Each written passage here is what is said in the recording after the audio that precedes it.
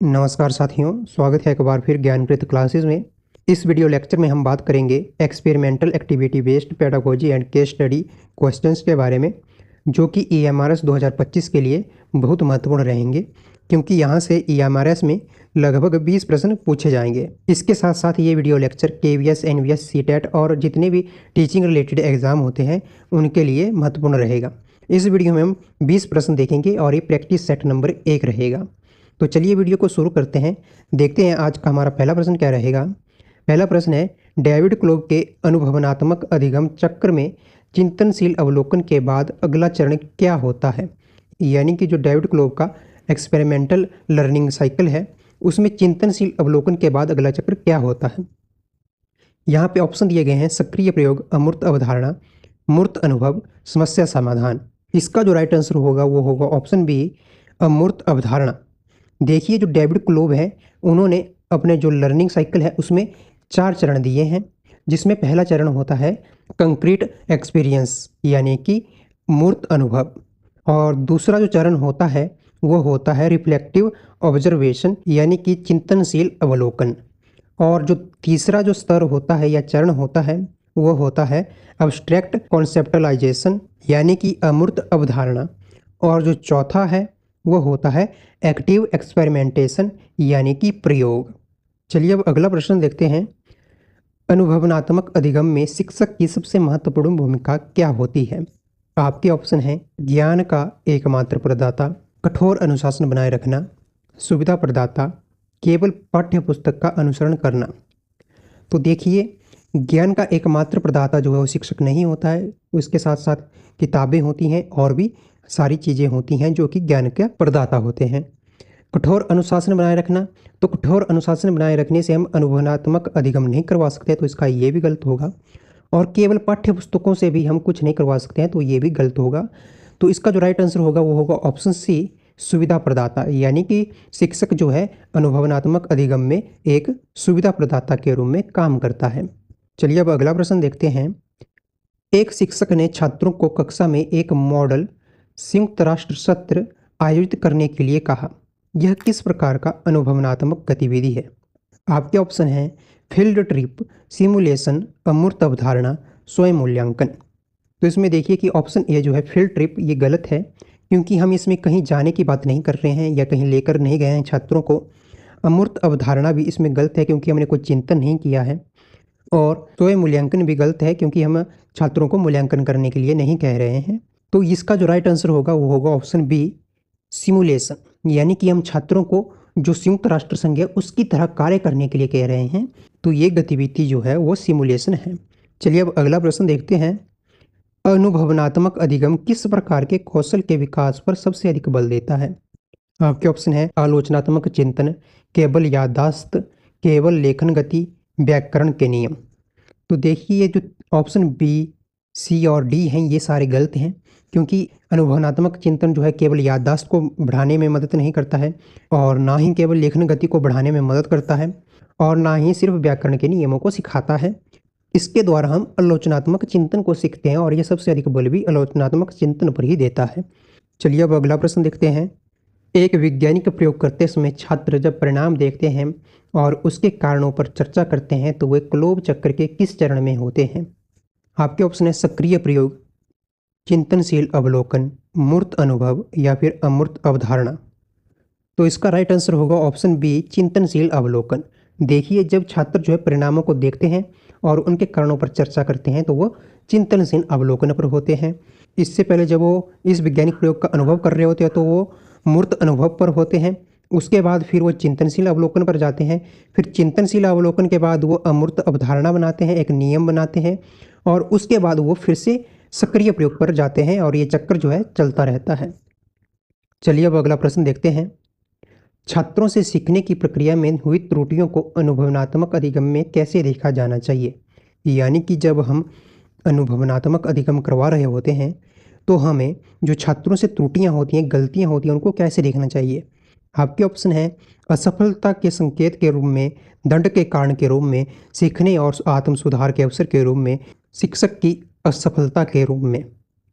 तो देखिए, असफलता का संकेत तो ये नहीं होगा कि उनसे गलती होगी तो असफल हो जाएंगे, तो ये गलत हो जाएगा। दंड भी नहीं देंगे, क्योंकि ऐसा नहीं है कि वो गलती हुई है तो दंड देना ज़रूरी है। और अगर बात करें शिक्षक की असफलता के रूप में, तो गलती हुई है तो क्या शिक्षक की असफलता के कारण हुई है, तो ये भी बिल्कुल गलत है। तो इसका जो राइट आंसर होगा वो होगा ऑप्शन सी, सीखने और आत्म सुधार के अवसर के बारे में। जब तक हम कोई गलती नहीं करेंगे तो हमें पता कैसे चलेगा कि इसको किस तरीके से हमें नहीं करना है और किस तरीके से इसको करना है। तो इसलिए जो है सीखने के और आत्म सुधार के अवसर के रूप में उस चीज़ को हमें देखना चाहिए। चलिए अब आगे देखते हैं। ये केस स्टडी बेस्ड क्वेश्चन है। इसमें आपको एक परिस्थिति दी गई है और उसके आधार पर आपको आंसर करना है। आपसे पूछा गया है कि शिक्षिका प्रीति ने हाल ही में NEP 2020 के अनुसार अपनी कक्षा में अनुभवनात्मक शिक्षा लागू करना शुरू किया है। उनके सहकर्मी रमेश, जो 20 वर्ष से पढ़ा रहे हैं, इस परिवर्तन का विरोध करते हैं। रमेश कक्षा में सार्वजनिक रूप से कहते हैं कि यह सब समय की बर्बादी है, केवल परीक्षा पास करने पर ध्यान दो। प्रीति ने महसूस किया कि रमेश की टिप्पणियों के कारण उनके छात्रों का उत्साह कम हो रहा है। तो आपके लिए इससे क्वेश्चन पूछा गया है, इस स्थिति में शिक्षिका प्रीति को पेशेवर और नैतिक रूप से क्या पहला कदम उठाना चाहिए। ऑप्शन दिए गए हैं, रमेश को छात्रों के सामने डांटना चाहिए, रमेश की टिप्पणियों को अनदेखा करना चाहिए, रमेश के खिलाफ एक आधिकारिक शिकायत लिखनी चाहिए, या फिर प्रधानाचार्य से बात करना और रचनात्मक समाधान खोजना चाहिए। तो देखिए, अगर वो रमेश को सभी छात्रों के सामने डांटती है तो ये तो बिल्कुल गलत बात है। इसके अलावा अगर वो अपनी सहकर्मी की टिप्पणियों को अनदेखा कर देती है तो ये भी गलत है। जैसा कि हमने देखा कि जब रमेश जो है वो टिप्पणियाँ करता है तो जो छात्रों का उत्साह था सीखने का वो कम हो जाता है। तो ये तो बिल्कुल गलत बात है, ऐसा हमें नहीं करना पड़ेगा। और उसके बाद है कि रमेश के खिलाफ एक आधिकारिक शिकायत लिखना, तो रमेश के खिलाफ एक आधिकारिक शिकायत लिखना भी नैतिक रूप से गलत होगा। तो इसका जो राइट आंसर होगा ऑप्शन डी होगा कि हमें प्रधानाचार्य से बात करनी चाहिए और एक रचनात्मक यानी क्रिएटिव जो समाधान है वो खोजना चाहिए और उसको लागू करना चाहिए। चलिए अब अगला देखते हैं। अगला भी इसी से रिलेटेड है कि प्रीति को अपने छात्रों के बीच एक्सपीरियंशियल एक्टिविटी बेस्ड पेडागोजी के लिए कम होते उत्साह को कैसे संबोधित करना चाहिए। जैसा कि हमने पढ़ा कि जो रमेश है जब वो टिप्पणी करता है कि ये गलत है और समय की बर्बादी है तो छात्रों का उत्साह कम हो जाता है। तो प्रीति को क्या करना चाहिए कि छात्रों का उत्साह है जो है वो कम ना हो। ऑप्शन दिए गए हैं कि रमेश को दोष देना चाहिए, या फिर एक्सपीरियंशियल एक्टिविटी बेस्ड जो पेडागोजी है उसको रोक देना चाहिए, या फिर एक्टिविटी बेस्ड जो पेडागोजी है उसके परिणामों को डेटा के साथ छात्रों और रमेश को प्रदर्शित करना चाहिए, या फिर छात्रों को धमकाना चाहिए कि उन्हें एक्टिविटी बेस्ड जो पेडागोजी है उसी के अनुरूप पढ़ना पड़ेगा। तो देखिए, इसका जो मोस्ट अप्रोप्रिएट आंसर हो रहा है वो हो रहा है ऑप्शन सी, कि उसको यानी कि प्रीति को एक्सपीरियंशियल एक्टिविटी बेस्ड पेडागोजी के परिणामों का जो डेटा है उसको छात्रों और रमेश के साथ प्रदर्शित करना चाहिए। यानी कि जब प्रीति ने एक्टिविटी बेस्ड पेडागोजी के द्वारा बच्चों को पढ़ाया था तो उनका जो सीखने की स्थिति थी उसमें किस तरह के परिवर्तन हुए थे, उन परिवर्तनों को छात्रों और रमेश को दिखाना ताकि वो समझ सके कि एक्सपेरिमेंटल एक्टिविटी बेस्ड जो पेडागोजी है उससे पढ़ाने पर कितना प्रभाव पड़ता है। चलिए अब अगला प्रश्न देखते हैं। ये भी इसी से रिलेटेड है कि रमेश के प्रतिरोध का मूल कारण क्या हो सकता है। जो रमेश है वो इस चीज़ के लिए विरोध क्यों कर रहे हैं। आपका ऑप्शन है, उन्हें छात्रों से नफरत है, बदलाव का डर है, उन्हें EAP बहुत पसंद है, या फिर EAP वास्तव में बेकार है। तो देखिए, इसका जो राइट आंसर हो जाएगा वो हो जाएगा ऑप्शन बी, रमेश को जो है बदलाव का डर है। बदलाव का डर इसलिए है क्योंकि वो 20 सालों से पढ़ा रहे हैं और उनका एक पढ़ाने का तरीका बन चुका है, लेकिन जब एक्सपेरिमेंटल एक्टिविटी बेस्ड पेडागोजी से उनके सहकर्मी पढ़ाएंगे तो उन्हें भी उसी विधि से पढ़ाना पड़ेगा, इसलिए उनको एक्सपेरिमेंटल एक्टिविटी बेस्ड पेडागोजी सीखनी पड़ेगी। तो इसीलिए वो इस बदलाव से डर रहे हैं और इसलिए उसका प्रतिरोध कर रहे हैं। चलिए अब अगला प्रश्न देखते हैं। अगला प्रश्न भी इसी से रिलेटेड है कि प्रीति किस अनुभवनात्मक गतिविधि का उपयोग करके छात्रों को यह सिखा सकती है कि बदलाव स्वाभाविक और आवश्यक है। ऑप्शन दिए गए हैं, केवल बदलाव पर व्याख्यान देना, एक लंबी उबाऊ परीक्षा लेना, एक ब्रेक एंड रीबिल्ड प्रोजेक्ट देना, और कक्षा में कठोर अनुशासन लागू करना। प्रीति को जो है वो क्या करना पड़ेगा, प्रीति को जो है एक गतिविधि देनी पड़ेगी जो कि होगी ब्रेक एंड रीबिल्ड प्रोजेक्ट की, जिससे वो किसी चीज़ को तोड़ेंगे और फिर से बनाएंगे तो देखेंगे कि जो पहले जिससे हमें तोड़ा था वो कैसी थी और जब हमने बनाया तो वो कैसी हो गई।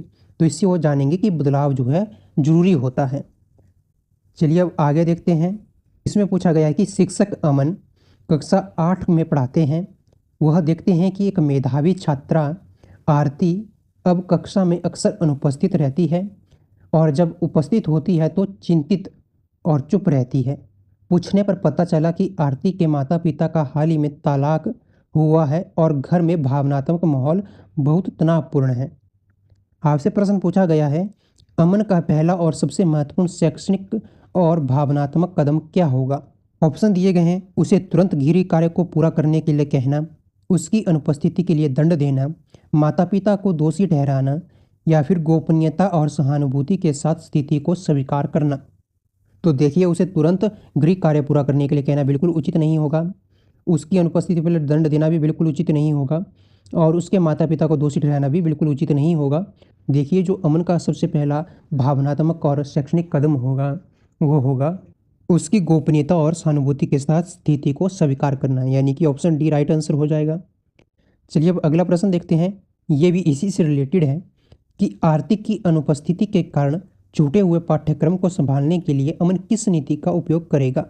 यानी कि जब आरती स्कूल में नहीं आई थी तो उसके कारण जो उसका सिलेबस छूट गया है उसको पूरा करने के लिए अमन किस तरह की नीति का प्रयोग करेगा।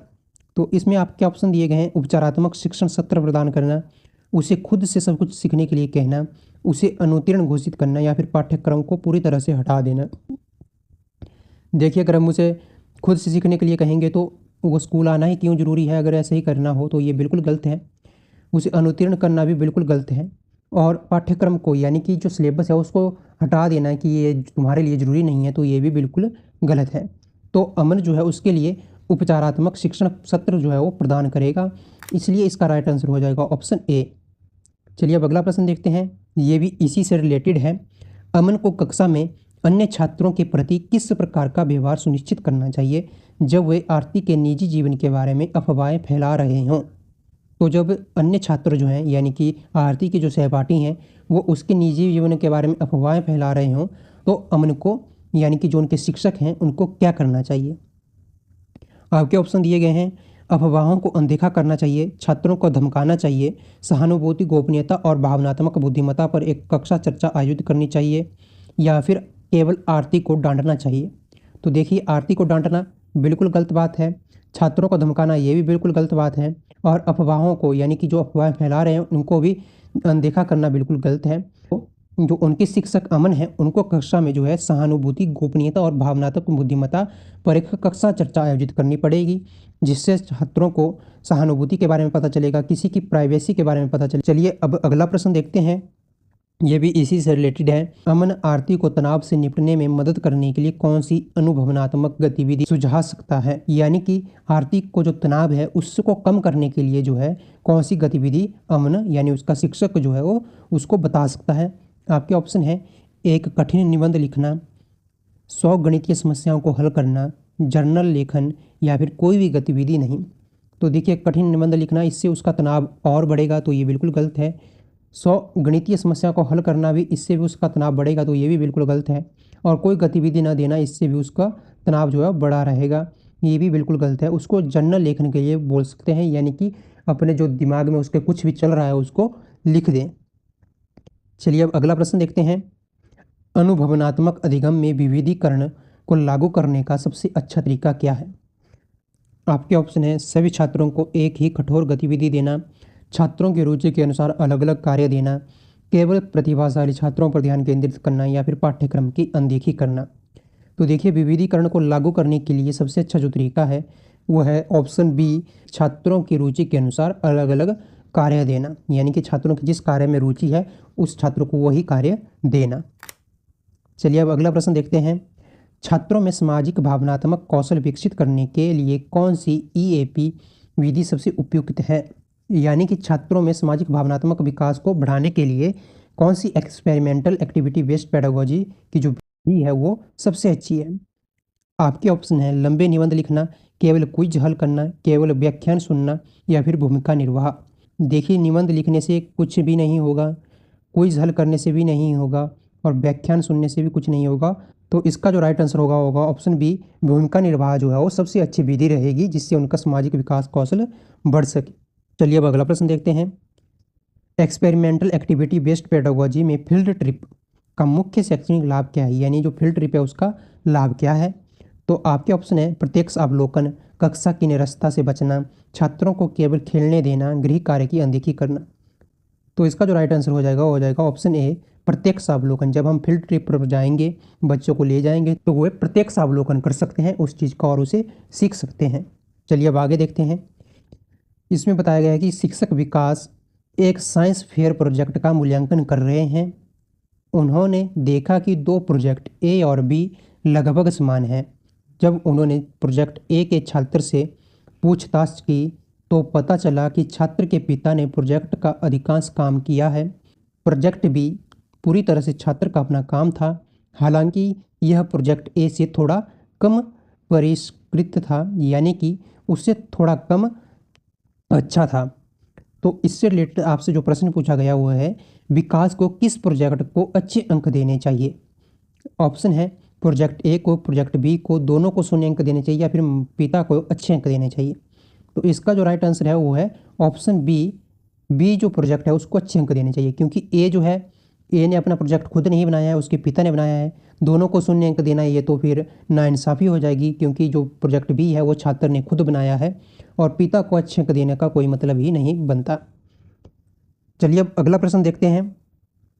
विकास को प्रोजेक्ट ए के छात्र के साथ इस मुद्दे पर कैसे चर्चा करनी चाहिए, यानी कि जो प्रोजेक्ट ए का छात्र है उसने अपने पिता से प्रोजेक्ट का अधिकांश काम करवाया है, तो इस मुद्दे पर जो है उनके टीचर को कैसे चर्चा करनी चाहिए। आपके ऑप्शन है उसे धोखेबाज कहना चाहिए, अगली बार और भी बेहतर प्रोजेक्ट बनाने के लिए कहना चाहिए पिता की मदद लेकर, या फिर पिता को सार्वजनिक रूप से अपमानित करना चाहिए, या फिर निजी तौर पर स्वयं काम करने के महत्व को समझाना चाहिए। तो देखिए, धोखेबाज कहना भी उचित नहीं होगा, और अगली बार अपने पिता की मदद लेकर फिर से प्रोजेक्ट बनाना ये तो फिर बिल्कुल उचित नहीं होगा, और पिता को सार्वजनिक रूप से अपमानित करना ये भी बिल्कुल उचित नहीं होगा। तो इसका राइट आंसर हो जाएगा ऑप्शन डी, यानी कि निजी तौर पर प्रोजेक्ट ए के छात्र को स्वयं काम करने के महत्व को समझाना चाहिए कि स्वयं काम करने का महत्व क्या होता है। चलिए अब इस वीडियो लेक्चर का अंतिम प्रश्न देखते हैं। इस स्थिति से सीखने के लिए विकास को कक्षा में कौन सा ईएपी लागू करना चाहिए, यानी कि ये जो स्थिति क्लास में बनी है, इस स्थिति से कुछ नया सिखाने के लिए जो उनके छात्र विकास है उनको कौन सा एक्सपेरिमेंटल एक्टिविटी बेस्ड पेडागोजी का प्रयोग करना चाहिए। आपके ऑप्शन है माता पिता की भूमिका पर व्याख्यान देना चाहिए, मूल्य आधारित शिक्षा पर एक रोल प्ले आयोजित कराना चाहिए, या फिर सभी बाहरी मदद को प्रतिबंधित करना चाहिए। इसके अलावा है केवल पाठ्य पुस्तक ज्ञान पर ध्यान केंद्रित करना चाहिए है। तो इसका राइट आंसर होगा ऑप्शन बी, यानी कि मूल्य आधारित शिक्षा पर एक रोल प्ले आयोजित करना चाहिए, जिससे छात्र ये समझ सकें कि हमें किस हद तक अपना काम स्वयं करना चाहिए और कब हमें दूसरों की मदद लेनी चाहिए। तो इसी के साथ ये थे एक्सपेरिमेंटल एक्टिविटी बेस्ड पेडागोजी और केस स्टडी बेस्ड कुछ क्वेश्चंस जो कि आज हमने इस वीडियो लेक्चर में देखे। अगर आपको ये वीडियो लेक्चर पसंद आया होगा और आपने कुछ नया सीखा होगा तो इस वीडियो को लाइक करना, चैनल को सब्सक्राइब करना। मिलते हैं अगले वीडियो में, तब तक के लिए सीखते रहिए, पढ़ते रहिए। जय हिंद, जय भारत।